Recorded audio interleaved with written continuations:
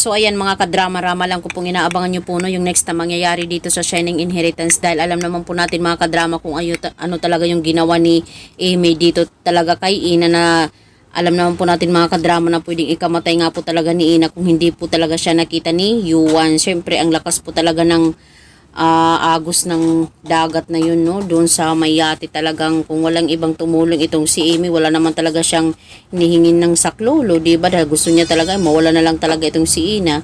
Kaya dahil nga po talaga dito mga kadrama, nagsumbong po talaga itong si Ina dito kay kina Yuan at saka kina Francis na talagang itong si Amy talaga yung may kagagawan bakit siya nahulog doon sa dagat, doon may sayate. At dahil nga po talaga itong mga kadrama, hindi talaga papayag itong si Ina. Hoping nga po kung patawarin man niya talaga itong si Amy, di okay, pero gagawin pa rin talaga niya yan mga kadrama. Talagang babalik-balikan pa rin niya talaga itong si Ina. Mas maganda talaga na bigyan talaga ng leksyon itong si Amy, diba? Para talaga magtanto po talaga siya sa kanyang mga ginagawa na mali po talaga yan, diba? Wala talaga siyang awa dito kay Ina na wala naman talaga itong ginagawa dito kay Yuan. Dahil lamang po ba itong si Yuan, iba ang pagtingin niya dito kay Ina kaya talagang siselo siya ng sobra.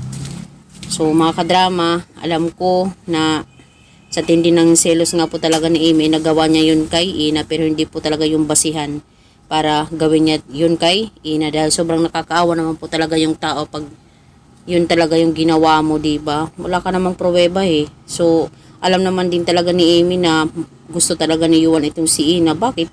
Sinisiksik pa niya talaga yung sarili niya dito kay Yuan na alam niya naman talagang napipilitan lang itong si Yuan na makipagrelasyon sa kanya. Diba? Kaya mga kadrama, alamin na lang po natin mga kadrama kung ano yung next na mangyayari dito kay about kay Yuan at saka kay Amy. Kung magpapatuloy pa ba yung relationship nila or susukuan na talaga ni Yuan itong si Amy dahil po sa ganyang klaseng attitude, wala ka talagang hindi kayo talaga magtatagal sa relationship pag ganyan ka.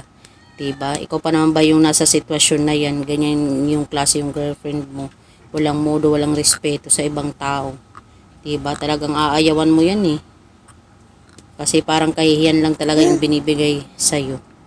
So mga kadrama, sabihin din talaga ni Ina or ni Yuan na diyan ka magdusa Amy, deserve mo yan. Deserve naman talaga niya kasi consequences naman talaga yan ng lahat ng mga nagawa niyang pagkakamali. Diba noon pa man talaga inaapi na niya talaga itong Sina pero ngayon never niya na itong maaapi.